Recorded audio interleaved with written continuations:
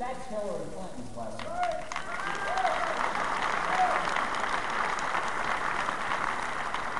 She has pursued a policy in the Middle East against our staunchest ally, Israel, as if it's an adversary, thinking that it's Israel's actions that are the cause of peace and threats to peace and insecurity in the Middle East.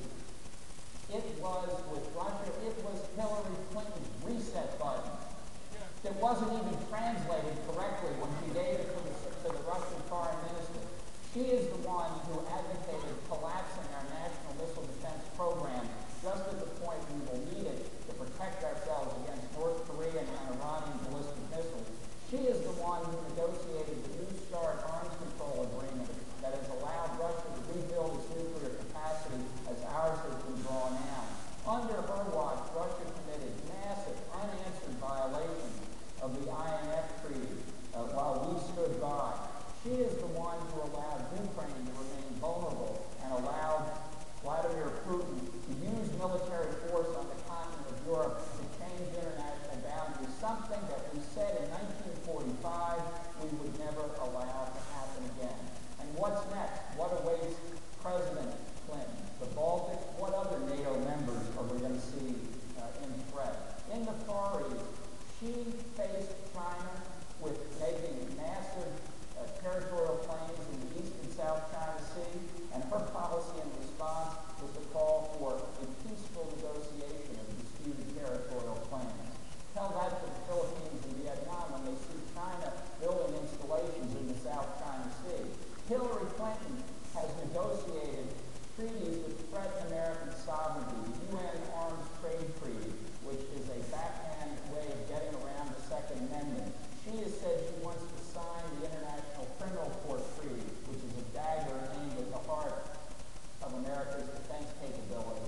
And the deal with Iran, the nuclear deal that Barack Obama is about to sign, those negotiations were launched while she was Secretary of State.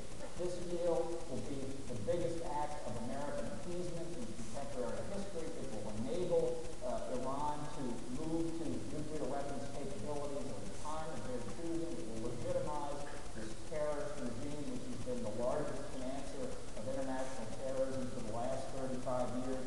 All of this occurred under Hillary's watch. And then we come to issues like North Korea and its nuclear weapons program, which is basically a memory lapse under Hillary Clinton. I come back to the central point. With that record, and being the third Obama term, it has to be the case that national security is at the core of the 2016 presidential campaign. The conventional wisdom that the American people do not care about foreign policy is wrong. The American people are ahead of their leaders in Washington on that point. They want a president who will defend the country.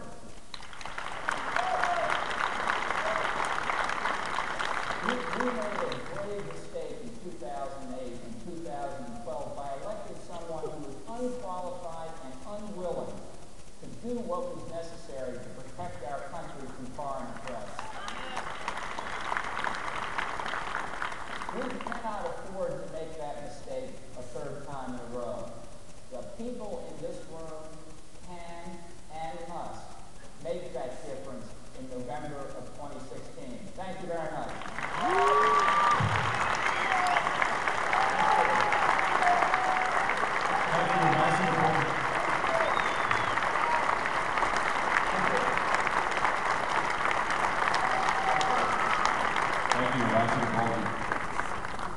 We have just a few questions. The Twitter questions are coming in, #CPACQ. First one, what do you think are going to be the real adverse effects of Obama's immigration program on the security of this country? Well, I think it's a mistake to begin with even to talk about comprehensive immigration reform. I think that we made that mistake under President Reagan in 1986. Despite his best efforts, the problem went from 3 million illegal immigrants to 11 million. I think what the president's trying to do is very similar to what he does across the board. This is not about governance. This is about politics. This is about fundamentally transforming America. And I think the fact that the borders are still not secure, not just a problem for illegal immigration, it's a problem of drug trafficking, it's a problem of human trafficking, it's a problem of threats to our national security. Even the Obama administration indicted high officials of the Iranian Revolutionary Guards Corps a few years ago for plotting to kill the ambassador of Saudi Arabia in the streets of Washington. This has, the control of the border has incredibly important implications for our national security. And I think, as with most other national security issues, the president is simply indifferent. Thank you. Let's talk a little more about the expansion of ISIS, the recruiting of ISIS, for ISIS here in this country, the lack of strategy to deal with that, and what spot that puts the next commander-in-chief in. Well, I think the president's been completely negligent in his duty. He doesn't believe we're engaged in a war with terrorism. He's said repeatedly this is a law enforcement matter. It's sort of like a junked-up version of robbing a local Starbucks. And if you don't understand you're in a war, if you don't understand that there's an ideology that hates our country, hates our way of life, and is determined to destroy it, you can't possibly react against it. I believe there are terrorists in this country. I believe more are coming.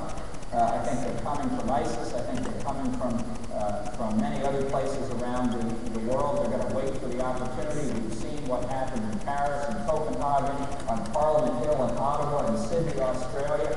We've seen it in this country, too. We haven't had examples of workplace violence. We've had terrorist attacks. We've had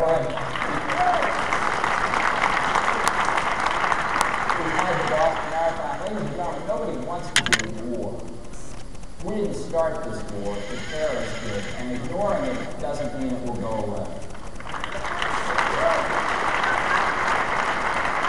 One last question, the visit that's coming up very soon by Prime Minister Netanyahu. Let's talk about the president's relationship with Israel, the on-and-off relationship with Israel, and its effect on the negotiations in Iran.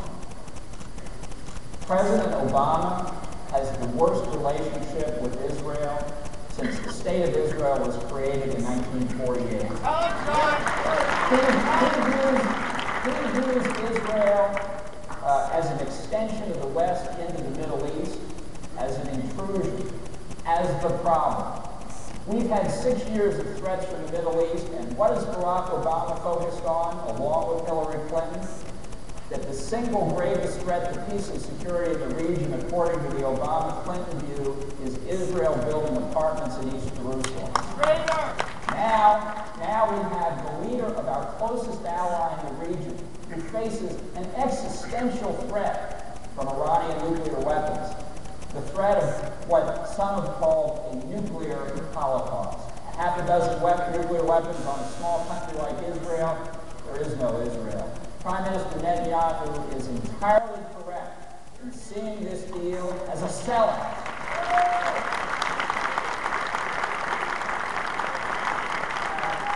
And I congratulate Speaker Boehner for inviting this ally to come and speak to his